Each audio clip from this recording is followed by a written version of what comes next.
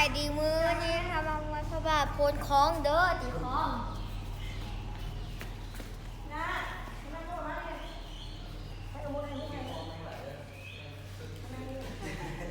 อันนี้เป็นโค้กสิ่งอย่างของเราโดยลูก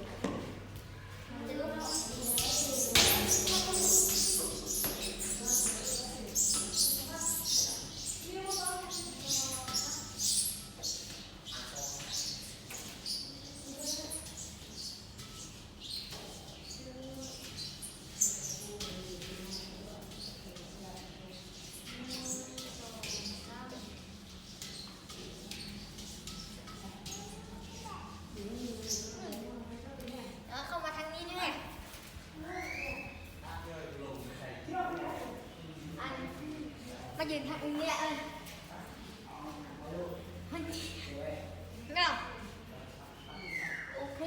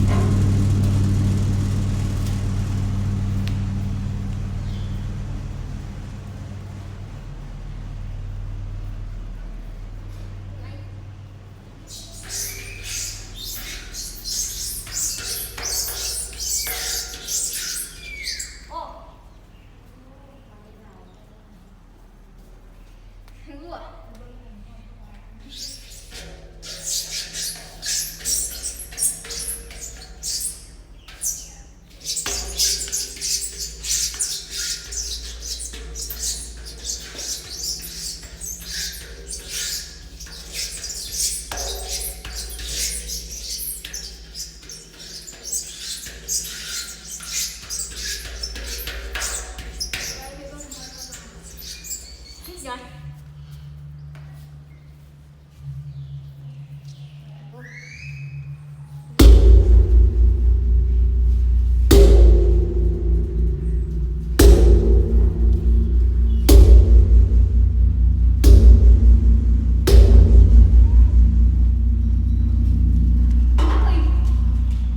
วันนี้เขาได้ไปดีครั้งที่สองแล้ว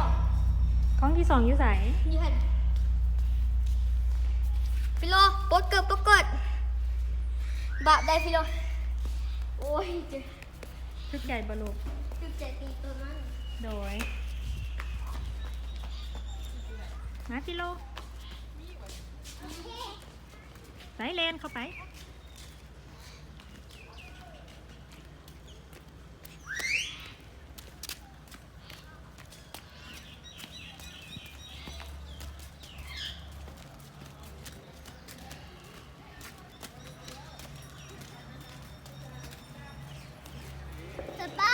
วิดีโอ YouTube เด้อโดยลูก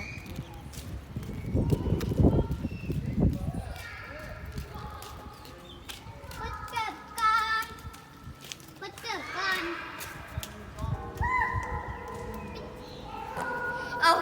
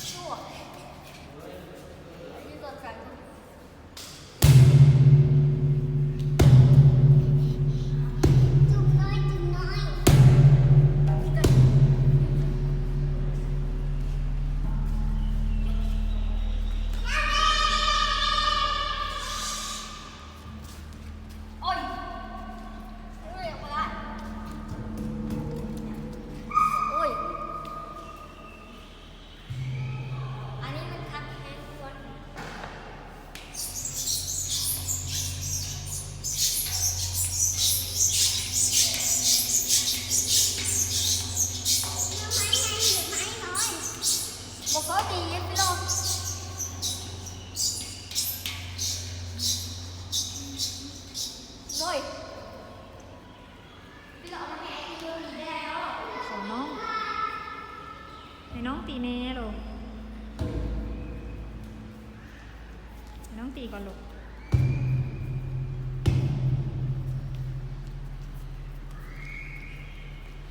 เนี่ยตอนนี้ตัวน้อยไม่จริงเลยเอาโอ้ย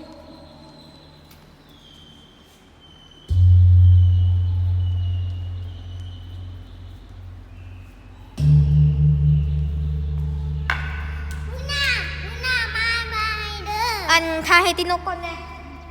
จิ๊กกี้โอ้ยโอ้ยอีกแค่นี้1 2 3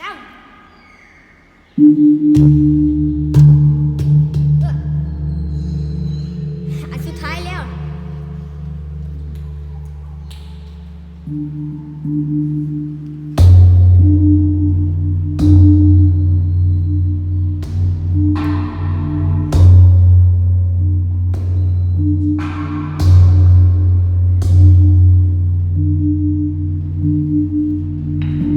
สบายดีมื้อนี้ค่ะมื้อหน้าเฮามาพบกันใหม่เด้อบ๊ายบาย ม่วนบ่ลูก